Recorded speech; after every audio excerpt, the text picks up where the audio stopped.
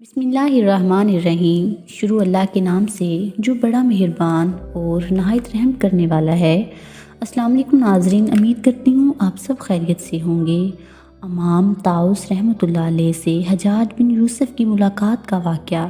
امام طاؤس بن کیسان رحمۃ اللہ علیہ کہتے ہیں، ایک سال میں مکہ المکرمہ میں مقیم تھا۔ مشہور زمانہ امیر حجاج بن یوسف حج ادا کرنے مکہ المکرمہ آیا اور حرم شریف میں بیٹھ کر اپنے کارندے کو یہ پیام دے کر میرے ہاں روانہ کیا کہ امیر المومنین حجاج بن یوسف آپ کو طلب کر رہے ہیں۔ میں نے اس کی طلبی قبول کی اور اس کے پاس آ گیا۔ حجاج بن امیر اکرم کیا اپنے وسائل قریب بٹھا لیا اور ایک شاہی تکیہ بھی پیش کیا تاکہ میں اس کا سہارا لے لوں۔ پھر اس نے چند مسائل دریافت کیے جس کو جاننا چاہتا تھا۔ اس درمیان ایک حاجی لبیک اللہم لبیک کہتا ہوا قریب سے گزرا، جس کی آواز میں کچھ ایسا ارتعاش و سوز تھا کہ سننے والوں کے دل پھٹے جا رہے تھے۔ حجاج نے اپنے آدمی سے کہا، ذرا اس حاجی کو لے آؤ۔ جب وہ آیا تو پوچھا، تم کون ہو؟ حاجی نے کہا، میں ایک مسلمان ہوں۔ حجاج نے کہا، میرا یہ مطلب نہیں، میں جاننا چاہتا ہوں تم مسلمان ہو، میں یہ جانتا ہوں، لیکن میں یہ جاننا چاہتا ہوں کہ تم کس ملک سے ہو؟ حاجی نے کہا، ملک یمن کا باشندہ ہوں۔ حجاج نے جب یہ سنا تو پوچھا، تمہارے ملک کے حاکم کا کیا حال ہے؟ ملک یمن کا یہ حاکم حجاج بن یوسف کا چھوٹا بھائی محمد بن یوسف تھا، جس کو حجاج نے حاکم یمن بنایا تھا۔ حاجی نے کہا، وہ تر و تازہ فرو جسم، خوش لباس نوجوان آدمی ہے۔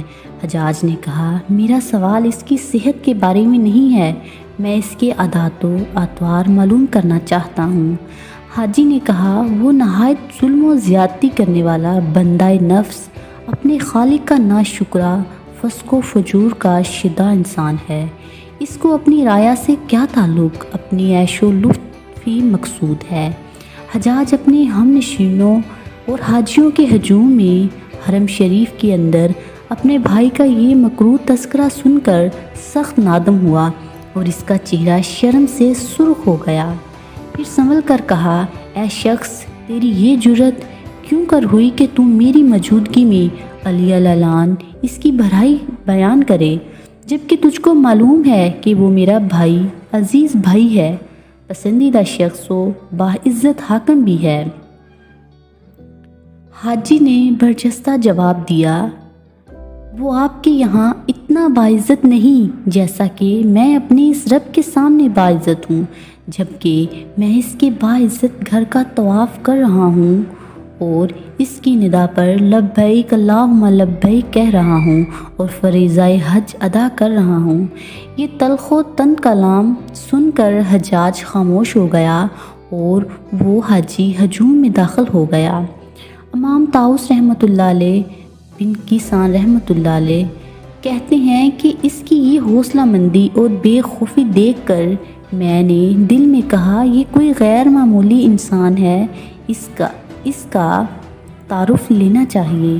تیزی سے میں اس کے پیچھے گیا، دیکھا کہ وہ آدمی غلاف طیبہ تھامے ہوئے اپنا چہرہ اس کو لگائے ہوئے یہ کلمات کہہ رہا ہے جو کہ عربی کے ہیں، لیکن اس کا ترجمہ کچھ یوں ہے، اے اللہ، میں آپ کی پناہ چاہتا ہوں، آپ کی جناب میں حفاظت بھی۔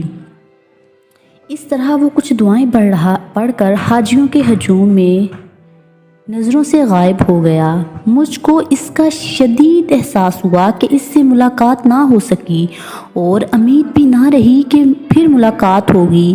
عجیب بات ہے کہ وہ عرفہ کی رات ہجوم میں پھر نظر آیا۔ میں اس کے قریب پہنچ گیا، وہ دعا میں مشغول تھا۔ اس کے یہ کلمات میں نے سنے، اللہ، اگر آپ میرے حج اور میری عمرے اور میری بیت اللہ حاضری کو قبول نہ فرمائیں تو میری زحمت و مشقت کے اجر سے مجھ کو محروم نہ فرمایا۔ یہ کہہ کر وہ شخص پھر ہجوم میں غائب ہو گیا اور میں ہاتھ ملتا رہ گیا۔ امید کرتی ہوں آپ کو یہ ویڈیو پسند آئی ہوگی۔ سانسوں نے وفا کی تو اگلی بار ایک اور ویڈیو لے کر آپ کی خدمت میں حاضر ہوں گے۔ اللہ پاک آپ کا حافظ و ناصر ہو۔ ہنستے رہیے، مسکراتے رہیے، دعاؤں میں یاد رکھیے۔ تب تک کے لیے اللہ حافظ۔